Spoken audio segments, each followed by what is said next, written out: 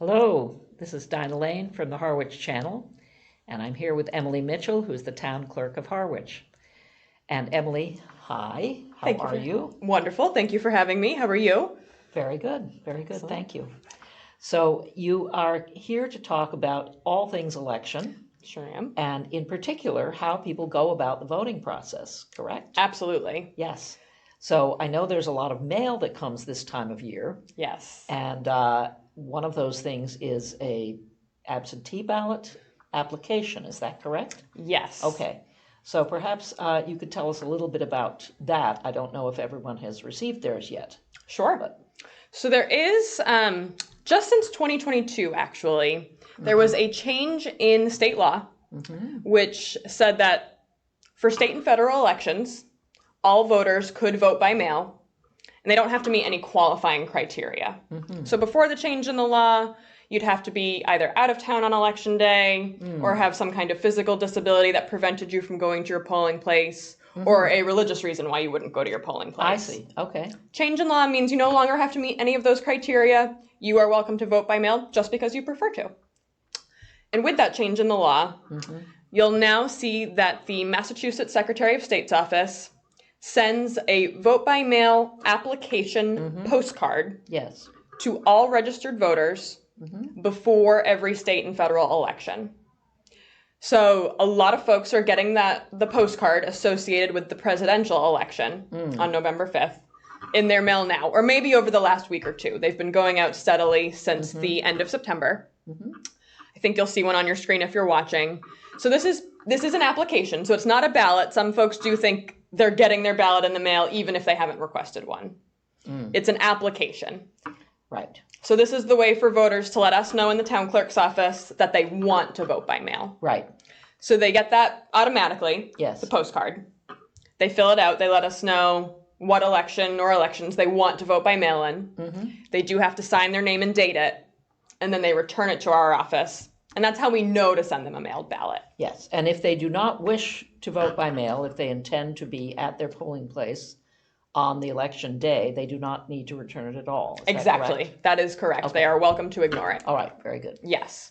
So that's sort of the first piece of election mail that folks will get at home if they're registered voters before the election. Okay. Folks can return those to us right up until Tuesday, October 29th at 5 p.m., received in our office by that time, if they want to vote by mail. Okay. We encourage folks to return them earlier just to give us time to mail them the ballot, them time to receive it and return it to us. Right. But that is the deadline. So they have right up until it's 5 business days before the election to complete that application Yes. and Okay. get it into us. And to have it absolutely received by you. Yes, Okay, as opposed to postmarked by them. exactly. Okay.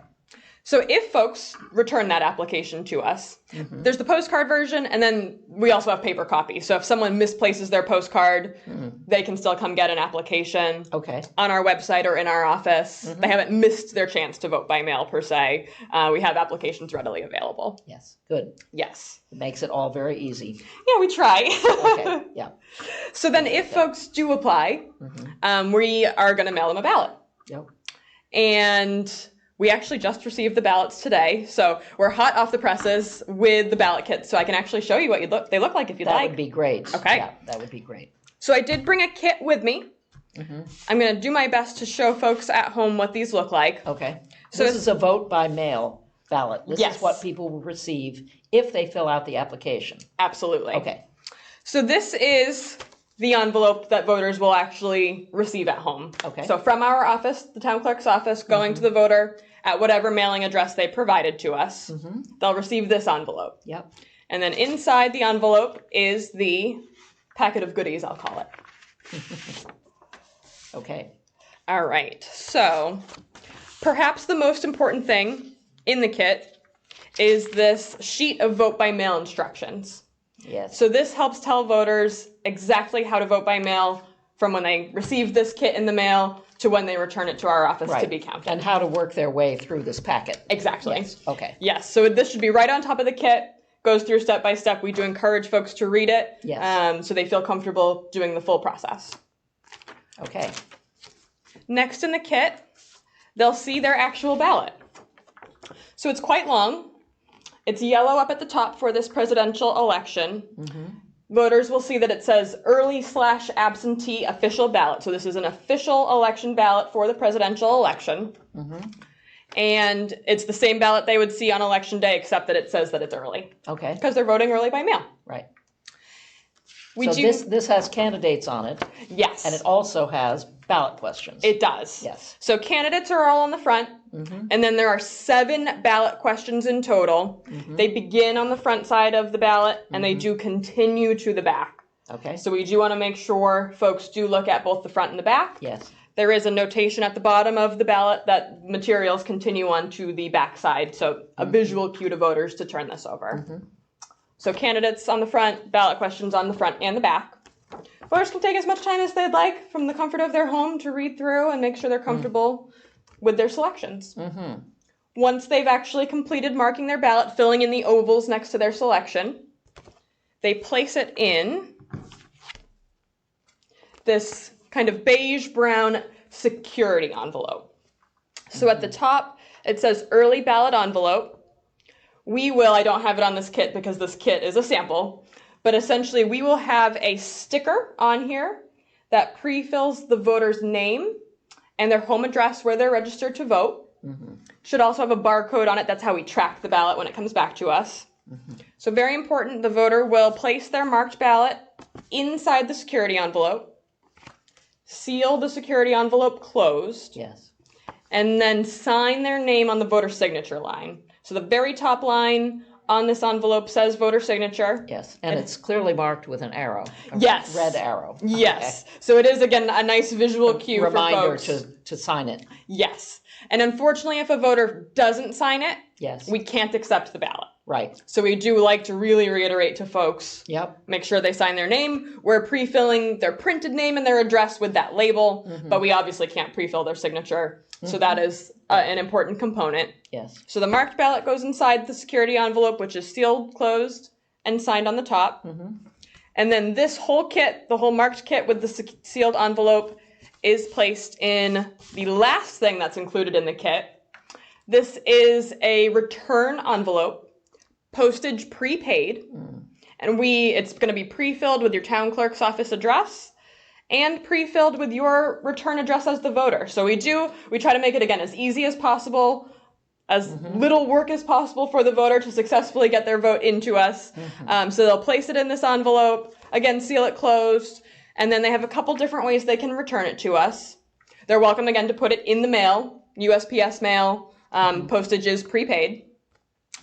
We do also have a secure blue drop box located at the Town Hall, 732 Main Street.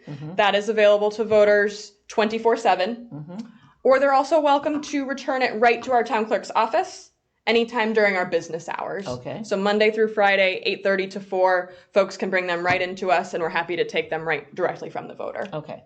Now, I know some people have questions about who is allowed to drop off a ballot. Can you just say a few words about that? Absolutely. So really, any person the voter trusts can return that sealed ballot kit to the town clerk's office. Okay.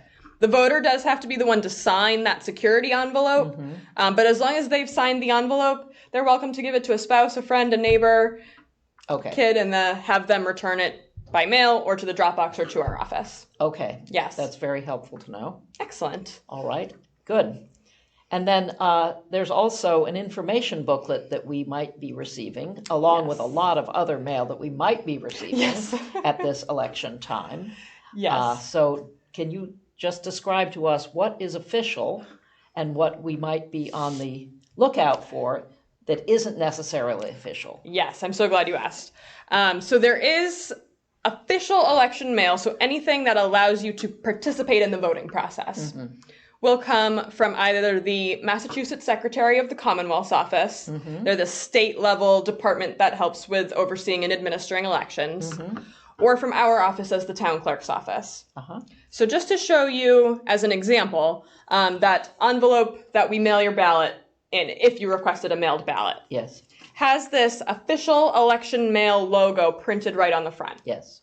That is a logo that can only be used for mail that comes from the Secretary of the Commonwealth's office or from the town clerk's office. So that is your visual cue that this is really about participating in the voting process. Yes. Sometimes there's election mail that comes from our office and the town clerk's office. Things like acknowledgments that you've registered to vote, or maybe that you've updated your voter registration profile.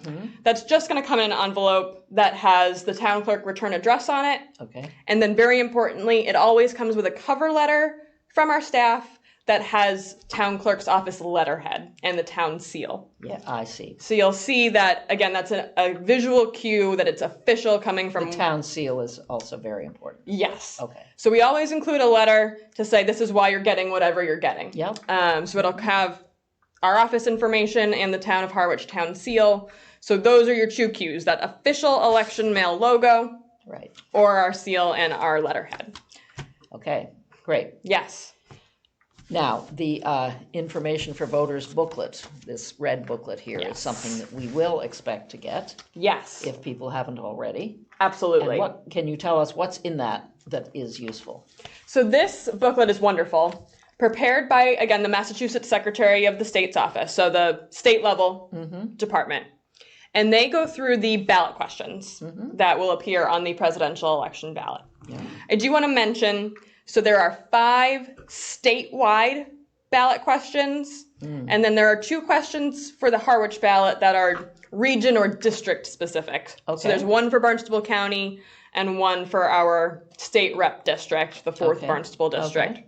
So they're not going to be in this booklet. Okay. Questions 6 and 7 won't be in here because All right. they're regional.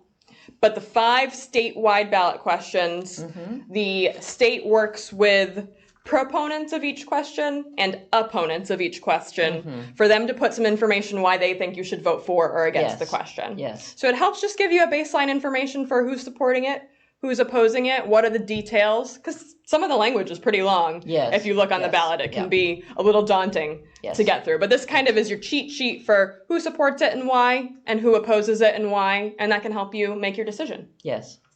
So it's really useful to read through that before you start filling out your ballot, whether it's in person at the election place or whether it's at home. Yes.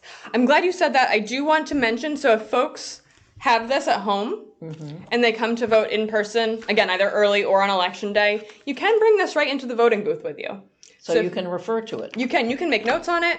You can Oh, that's useful to know. bring it right in with you. So there's no restriction on this. There is a restriction on campaign material, Yes. but this is official material provided by the state of Massachusetts. Right. So voters are welcome to, if they, maybe they haven't made up their mind yet or they want a reminder of what was I thinking about question such and such, they can bring this right into the booth with them. So sometimes proponents of a candidate will be outside the polling place. And Yes. they will have literature that they want to hand to a voter.